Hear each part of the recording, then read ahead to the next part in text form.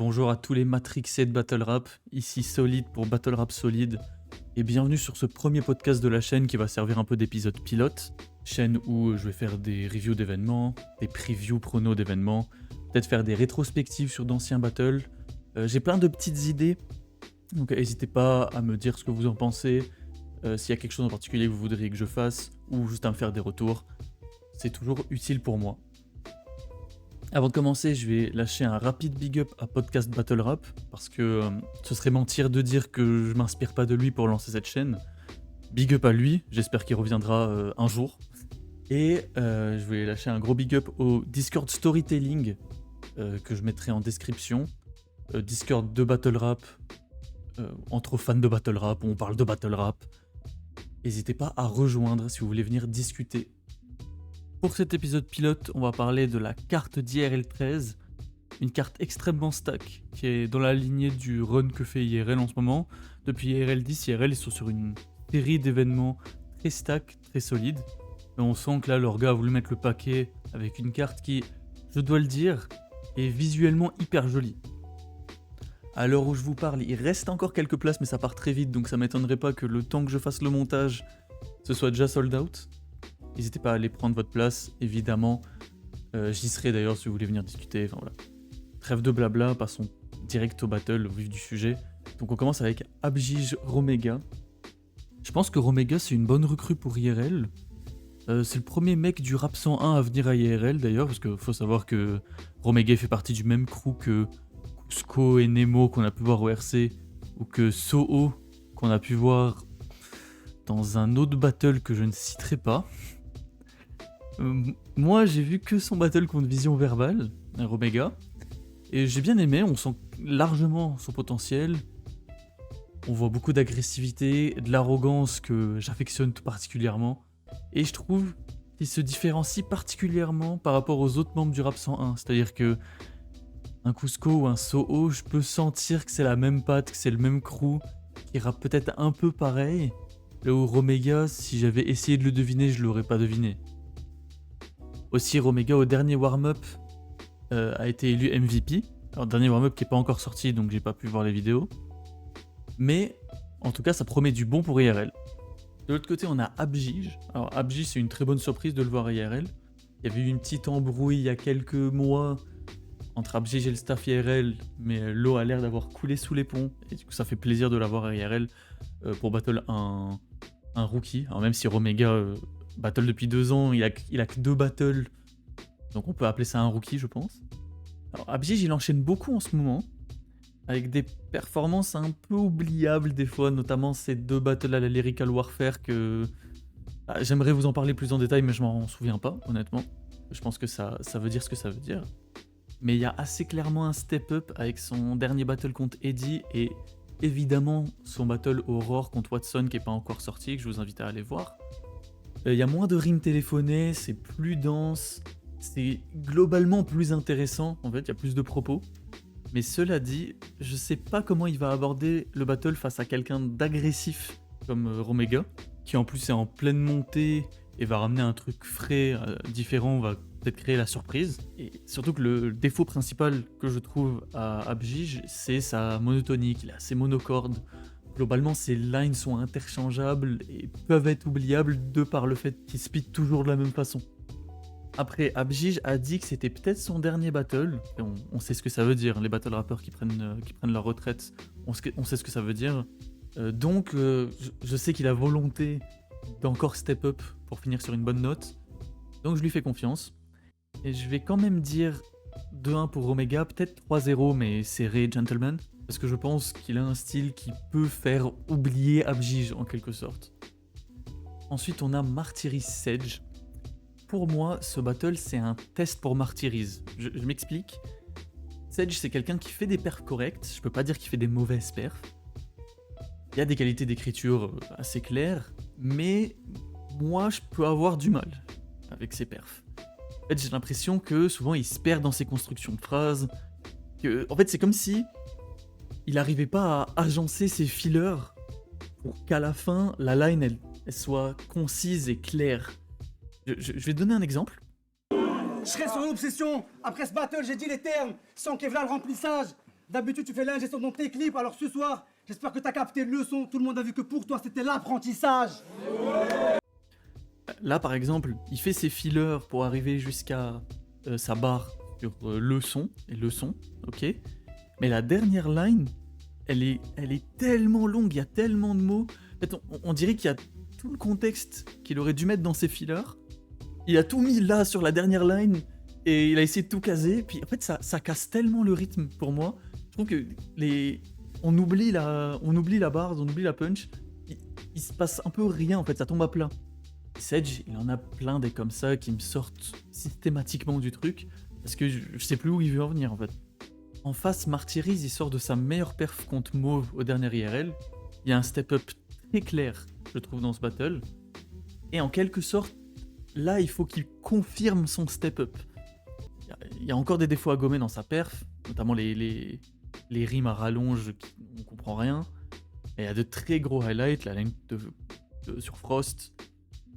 Quand t'as honte de ton travail, c'est que tu craches sur le nôtre. Ce genre de line. Mais il faut qu'il confirme, notamment en bossant son flow aussi, son articulation en général, ou en tout cas la propreté de son delivery. Et s'il reste dans cette même lignée de step-up, normalement, il devrait 3-0 Sedge non débattable. Et je pense que si c'est pas le cas, si on finit le battle et que c'est un 2-1 serré, où Martyriz et Sedge restent un peu sur le même niveau, je pense que c'est un peu un échec pour un Martyriz qui doit prouver. Sauf si Sedge vient faire sa meilleure perf à date, il vient en mode Super Saiyan. Moi je ne souhaite que ça, je prie pour que les MC me fassent fermer ma gueule quand je ne kiffe pas leur style. Mais pour moi, je m'attends à ce que Martyriz prenne le battle 3-0 assez nettement. En tout cas, j'ai confiance en lui. Ensuite, on a Mauve Ashkan, battle qui fait hyper plaisir. On a un retour d'Ashkan après 2 ans d'absence, je crois. C'est la dernière fois qu'on l'a vu, ça doit être son battle contre Watson à IRL 8. Et peut-être son facecam au Québec aussi. Et on a Mauve qui sort d'un enchaînement de battles. Donc, il a fait MVP du Roar contre Rustic. Après, il fait une perf très bonne, mais avec beaucoup de stumble contre Martyriz au dernier IRL. Et le warm-up qui est pas sorti, que j'ai pas vu, qui apparemment est un peu en demi-teinte parce qu'il y a aussi pas mal de stumble qui le fait perdre en intensité. Mais on le rappelle, un Roar vraiment très chaud. Et après, il souffre de l'enchaînement, du manque de préparation. Là, je pense que lui mettre Ashkan, c'est un beau défi.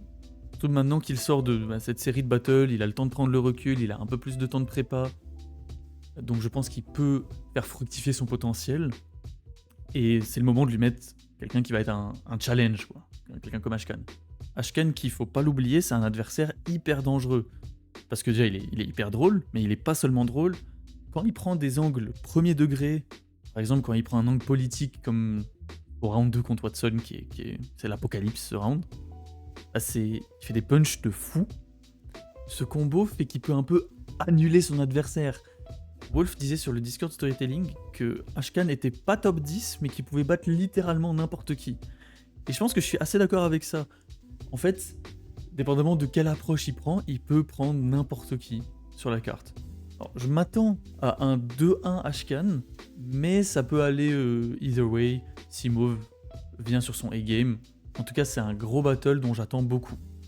Alors ensuite, on a Ridley Watson. Alors pour moi, c'est peut-être le battle le plus parlant du niveau global de la carte. C'est-à-dire que ce battle-là est 4ème. Il y a 3 battles au-dessus dans la carte. Donc rien que ça annonce la couleur. Alors sur le papier, c'est un battle exceptionnel. On a Ridley qui sort de sa perfo RC, où il est MVP, rookie de l'édition. Il a globalement retourné la salle, et c'est largement mérité. Et en face, on a Watson qui est sur son changement de DA, sa sorte de rédemption, où maintenant il est de gauche, il est plus d'extrême droite, il a plus des discours d'extrême droite. Changement de DA qui, moi je trouve, lui va plutôt bien, dans le sens où déjà, pas mal de discours d'extrême droite qu'il a pu avoir dans d'autres battles qui, même si c'est lourd, il a des skills et tout, mais je peux pas dire que ça me dérange pas.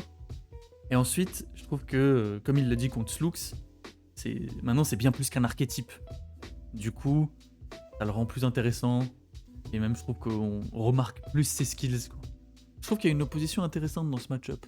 C'est-à-dire que d'un côté, on a Ridley, qui est génération post-Covid, mais qui a un style qui a toujours été relativement RC compatible, et qui est, je crois, le seul de la génération post-Covid à être allé au RC par le chemin standard, c'est-à-dire qu'il est allé faire le warm-up, puis là il fait un battle bas de cartes au RC où il fait une perf de fou, et j'imagine que le RC va le rebooker dans les prochaines éditions. Et Watson, qui lui battle depuis hyper longtemps, depuis Mathusalem, mais qui lui a été blacklisté par le RC, où à l'époque il me semblait qu'il était pressenti pour y aller, qu'il a été blacklisté, et il est ouvertement anti-RC, il a fait quasiment toute sa carrière Aurore. Donc il y a un parallèle intéressant vis-à-vis de leur rapport au RC, je trouve. C'est-à-dire que d'un côté, t'as Watson qui peut dire à Ridley que c'est un vendu, qu'il a adapté son style pour le RC, ce genre d'angle-là. Et de l'autre, t'as Ridley qui peut prendre un peu le même angle qu'il a pu prendre contre Yota, qui est que lui, il a fait ce que Watson n'a jamais été capable de faire, c'est-à-dire aller au RC et conquérir le public du RC. Et puis, de manière sous-jacente, il y a un sujet sur le fait d'aller au RC quand t'as un MC pour puriste. Je m'explique, on va pas se mentir, le RC c'est un public très ouvert, souvent pas des fans de battle rap, et du coup des fois les styles qui fonctionnent au RC, c'est des styles très néophytes, très mêlés au théâtre, beaucoup à l'humour, où ça rappe pas beaucoup en quelque sorte. Donc c'est un peu la ligue pour les néophytes, le RC, c'est aussi pour ça que c'est celle qui a le plus de visibilité. Quand t'es un MC qui vient d'une ligue de puristes, comme le ROR ou comme IRL, est-ce que ne pas aller au RC, c'est une fierté de proposer un contre-pouvoir, entre guillemets, ou est-ce que c'est ton devoir, là aussi entre guillemets, d'aller au RC pour dire non mais c'est ça le battle rap, en quelque sorte. Alors je caricature un peu et évidemment je fais sonner ça beaucoup plus important que ça ne l'est vraiment, au final ce n'est que du battle rap, mais je pense qu'en sous-jacent, le battle Ridley-Watson, il incarne bien cette facette-là de comment tu appréhendes le RC quand t'es une ligue de puristes.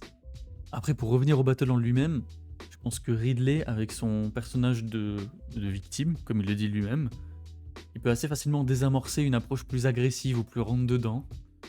Ce qui fait que là, à chaud, je donnerais 2-1 Ridley. Mais en même temps, il y a 2 jours sur le Discord Storytelling, quand j'ai mis mes pronos, j'avais voté Watson. Donc, mon avis fluctue un peu tous les 2 jours. Je pense que de toute façon, ça va être un battle serré, où il va y avoir beaucoup de choses à se dire et qui va être extrêmement divertissant. Et qui, au final, peut aller à n'importe qui. Moi, je vais juste kiffer mon battle. Ensuite, on a Neya Hakem, un battle assez étrange sur le papier, c'est un gros mismatch. En fait, je vois ce battle comme Neya Sedge à IRL 5, c'est-à-dire que Neya, il affronte quelqu'un qui a un moins bon niveau que lui, mais qui a du potentiel, des qualités indéniables, et qui te choque beaucoup. Sauf que là, Hakem, il a, je pense, plus de potentiel que Sedge, et clairement, il te choque beaucoup plus que Sedge. Alors, peu importe le match-up, ça fait toujours plaisir de revoir Neya en 3-rounder. La dernière fois qu'il a fait 3 rounds, c'était contre Parka au RC, je crois. Et entre-temps, il a fait un NML contre ZZ, et le double avec Fantôme, qui clairement, bon, ça montre qu'il sait encore faire. Clairement, on va avoir du grand Neya, je pense. Donc ça fait grave plaisir de le revoir en 3 rounds. Alors, je suis très client de ce que Hakem fait. C'est un des MC que j'aime le plus réécouter. Il rime trop bien. Quand il te choque pas, ça peut être dévastateur. Mais je pense que Neya, vu que c'est un retour, il y a de la hype autour de son retour. Et en plus, je pense qu'il surpasse Hakem. Il surpasse trop Hakem sur l'intensité, sur les bars, sur l'écriture. Pour pas qu'Hakem se fasse un peu éclipser pendant tout le battle. Alors cela dit, ouais, espérer qu'Hakem ne te choque pas. Là, sur ces derniers battles, ouais, il y a eu Croco où il a choke beaucoup. Doxy où je crois qu'il a choke. Et Ridley où il a fait aucun choke. Je crois que c'est peut-être le seul battle de sa carrière où il a aucun choke. Donc on va espérer qu'il vienne préparer sans choke. Mais même s'il ne choke pas, je pense que Neya prend le battle 2-1 ou 3-0 gentleman. Plutôt 3-0 gentleman. J'espère juste que Hakem fera une perf carrée parce que ce sera toujours extrêmement agréable à suivre et à réécouter. Donc voilà, c'est un battle un peu étrange qui fait office de challenge pour Hakem, un peu comme il aurait pu avoir contre Freddy Grossom si le battle Aurore n'avait pas été annulé. Donc j'espère qu'il va nous surprendre et faire un gros battle. Et on enchaîne avec le co-main event Enfant Feu Rustic. Alors ce battle on en parle depuis des semaines et des mois. Rustic qui hype beaucoup le match-up. Les deux veulent s'affronter depuis un bout. C'est pas mal réclamé au sein des fans de battle rap. Les deux ont commencé à peu près à la même période. Les deux sont des barzers. Les deux sortent d'un très gros battle aussi. Enfant Feu à Battle Factual au dernier VRB, et je crois que c'est un des meilleurs battles du verso, en tout cas le consensus est là. Et Enfant Feu, c'est un peu la figure de proue de la nouvelle époque au Québec. Et puis t'as Rustic qui sort de Rustic Wolf. Et forcément, on va parler de Rustic Wolf, parce que c'est un des meilleurs battles d'IRL, peut-être le meilleur battle d'IRL pour moi. Enfin, ça faisait longtemps que j'avais pas kiffé un battle comme ça, que j'ai pas réécouté un battle comme ça. C'est vraiment un battle de fou furieux. Et qui montre aussi que Rustic a un peu changé de statut. Que les gens ne dorment plus sur son niveau. Parce qu'au fur et à mesure, il a su un peu adapter son style. Et aussi, surtout, acclimater le public à son style. Et comme il le dit lui-même dans le battle, il commence à bien s'installer. Et je dirais même que c'est un MC vraiment bien établi dans la ligue maintenant. Après, si on oublie le storytelling du battle, Enfant Feu, actuellement, il a un statut de top 3 battle rappeur québécois. Donc, c'est peut-être un peu haut, théoriquement, pour Rustic. Mais si on regarde les match-ups de Rustic à IRL jusqu'à maintenant, à chaque fois, il a été bourré contre quelqu'un qui, sur le papier, est meilleur que lui. Et alors, même s'il perd la plupart du temps, à chaque fois, c'est des battles de fou. Donc, je pense qu'il faut pas dormir sur Rustic. C'est pour ça que pour les pronos, je lui donne le battle 2-1. Surtout que j'espère qu'il aura pas les stumbles qu'il a eu contre Wolf, vu que cette fois il enchaîne pas 2 battles en 2 semaines. Et puis il est toujours bon de rappeler que c'est pas le ratio victoire-défaite qui fait la qualité d'un MC. C'est un bon exemple, que ce soit Rustic ou Crapaud, c'est des bons exemples de ça. Au final, j'ai pas grand chose à dire sur ce battle. En fait, c'est 2 battle rappeurs qui sont dans leur run depuis 2 ans, qui sont assez productifs depuis 2 ans et qui sont assez consistants depuis 2 ans. C'est juste un match-up cohérent qui va être un fou battle et qui, je pense, va être le battle de la soirée pour moi. Et pour finir, le main event, le match de boxe de cette édition, Timar Bramzo. Un battle de puncher, mais au sens le plus propre du terme. C'est-à-dire que les deux, ça va être punch sur punch, ça va aller droit au but. En fait, ce match-up, c'est un peu ce qu'aurait rêvé d'être le match-up Eugene Young Mesrin. Les attentes que j'avais pour Eugene Young Mesrin qui ont pas été un peu décevants comme battle à ce niveau. Bah, je m'attends à cette violence-là dans Timar Bramzo, mais fois 80. Quoi. Alors je me rappelle qu'à l'annonce d'IRL 12, il y avait eu pas mal de réactions pour dire que Timar méritait pas le match-up contre Factual. Et je le dis, Timar gagne contre Factual à IRL 12, et pour moi c'est quasiment pas débattable. C'est-à-dire que c'est tellement plus dense, ça punch tellement plus, et oui, il ira beaucoup moins bien que Factual forcément. Et oui, Factual a des room shakers exceptionnels. Mais Timar, en fait, ça punch tout le temps. Ça punch littéralement tout le temps, et c'est... Son niveau moyen de punch est vraiment pas plus bas que les gros room shakers de Factual. Pour moi, la perte de Timar est tellement plus complète que je ne peux pas ne pas lui donner le battle contre Factual. Du coup, Timar battle Factual, les gens disent que le match-up est pas mérité, et Timar gagne. Alors, j'imagine qu'il y a des gens qui pensent que Timar mérite pas d'être match-up contre Bramzo, mais il sort d'une streak de très gros battle contre Rustic, contre Eugene, contre Factual, et je pense qu'il tient tête, et probablement plus que tenir tête. Après, Bramzo, c'est un MC hyper constant, hyper fort depuis sa run au RC, et même depuis qu'il a perdu le titre. Son battle contre Enjoy Aurore, son battle double à IRL, clairement Bramzo, toujours hyper efficace, toujours hyper fort. Cependant, il y a un truc dont j'ai un peu peur, alors ce n'est que des spéculations, mais depuis le double, avec toutes les accusations de ghostwriting de Saminem, tout ça, on dirait, je suis pas pote avec eux, je sais pas pour sûr, mais on dirait qu'il y a eu une embrouille avec Saminem, entre Detaf Bramzo et Saminem. Et juste après, Detaf fait le battle pour le titre au RC, et je trouve qu'il fait un de ses pires battles depuis un moment. Alors, je dis pas que c'est lié, mais j'ai pas pu m'empêcher d'avoir une petite graine dans la tête qui me dit cette embrouille avec Saminem, elle affecte un peu le niveau peut-être. Alors, évidemment, si je suis premier degré, je pense que ça a probablement aucun rapport. Je pense que Detaf aussi a des défaut dans son écriture qui est que quand il se retrouve contre un adversaire contre qui il n'y a pas de dossier, il peut beaucoup plus patauger, et contre Franco Bucci, il a peut-être pas trouvé grand chose à dire d'intéressant, ce qui a fait qu'il a fait un battle en demi-teinte. Donc j'espère que cette peur sera injustifiée et que Bramzo va me faire fermer ma gueule. Et je ne souhaite que ça de toute façon pour qu'on ait un battle apocalyptique en fin de soirée. Vraiment pour qu'après l'event, on rentre chez nous, on soit en sueur, on n'ait plus de force. Je n'attends que ça. Après, des deux côtés, il y a des angles un peu touchy qui peuvent être abordés. C'est-à-dire que Bramzo, dans le double avec De Taf, ils ont fait tout un round sur la Discord League, tous les dramas qu'il y a eu sur Discord récemment, dans lequel Timar était à minima concerné. Il a fait des excuses publiques, mais était à minima concerné. Donc ça m'étonnerait pas que Bramzo réutilise cet angle-là contre Timar. Et à voir, parce que dans le double, l'angle sur Discord, alors, il y avait des bonnes punches, mais quand tu connais l'histoire en détail, tu sentais trop qu'il pliait la vérité pour arriver à quelque chose. Et du coup, c'était un peu amer. Donc, à voir si Bramzo refait quelque chose comme ça. Et du côté de Timar, si vous avez vu ses dernières stories, c'est sûr que ça va parler de Monster.